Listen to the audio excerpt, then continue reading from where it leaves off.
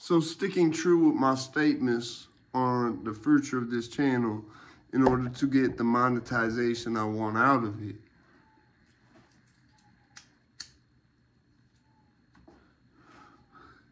I have I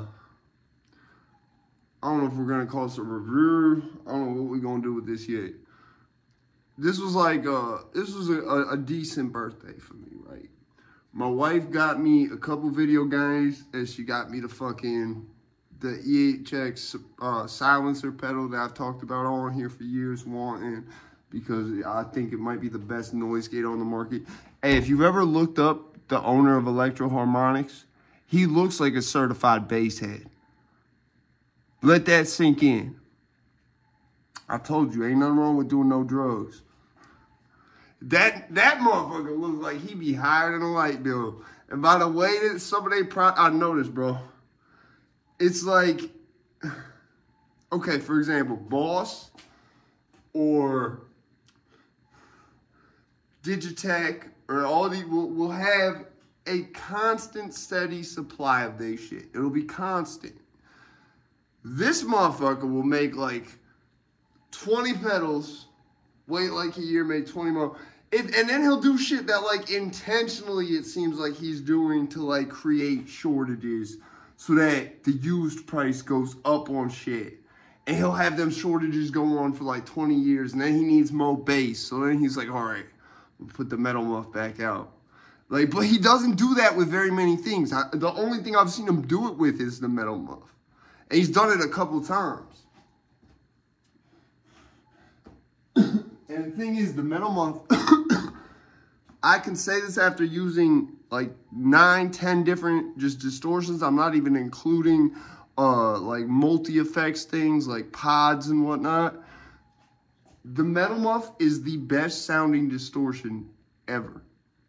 I even had a distortion made by Coffin Case. It was all right.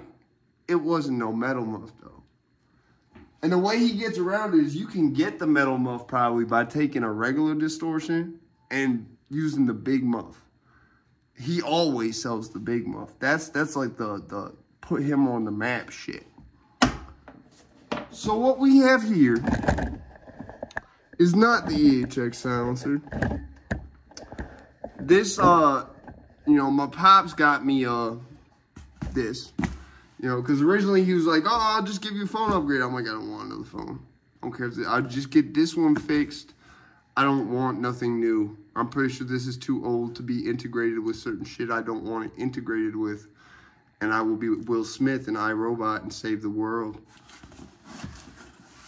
But anyway, so what we got here in this, you know, don't worry about the schizophrenic looking shit I did here. Don't worry about how paranoid you can tell I am just by what I did with this label.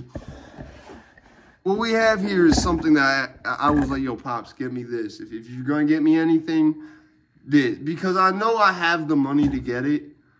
But for me, it's hard when you have $3,000, $4,000, whatever. It's hard to commit to like, yes, I really need this $300 item, but then I won't have $4,000. And then I'll be $300 less close to getting to $10,000, and then $20,000, and then $200,000, and then 5 M's. This is not a get-rich-quick scheme. We are not doing a get-rich-quick scheme. So what I have here, and the reason like I asked my wife to get me a silencer is because that's a cheap pedal. It's a cheap pedal. The thing I love about EHX is it's not like Earthquaker where everything's expensive. See, like, but I don't think Earthquaker makes $300 pedals either. I think their shit is all $150 to $250. You know what I'm saying? But there's nothing under $150 from Earthquaker because I've looked.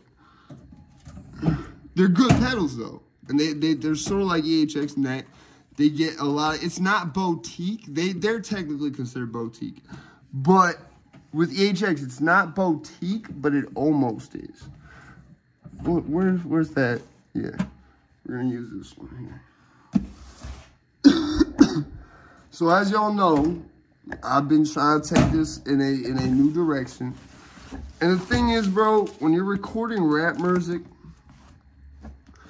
versus recording rock music especially, it's like the difference between using a microwave and using an oven, a stovetop, and a hibachi table. All in unison, conjunction, like doing some Gordon Ramsay shit.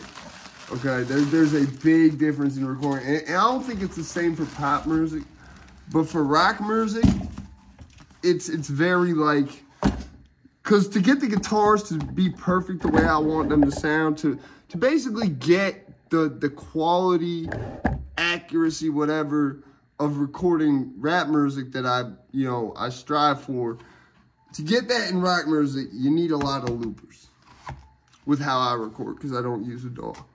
Yeah, it would be a lot easier, probably a lot cheaper for y'all to, y'all are always going to say, someone's going to come in the comments and be like, but if you just use Reaper and done an interface, and I'm like, yes, I get that.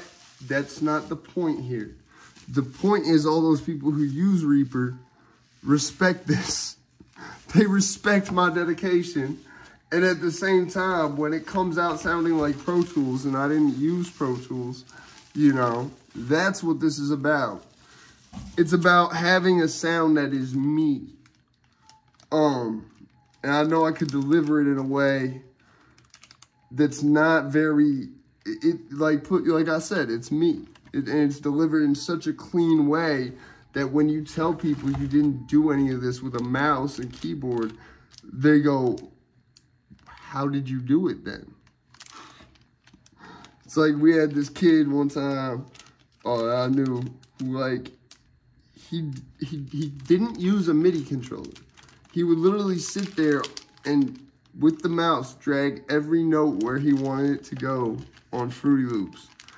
And everyone else like thought that was the craziest shit, because it was just like, it came out so nice, but it was just so like such a backwards, harder way of doing shit. But he was just very proficient at doing it that way. Yeah, that shit was funny. So what we have here, ladies and gentlemen, is the EHX Grand Canyon. My hands are a little grubby right now. I don't like that. I feel like I'm holding a gold bar. This is now, I think, the most expensive pedal I have. I think. Yeah, about that. Maybe as expensive.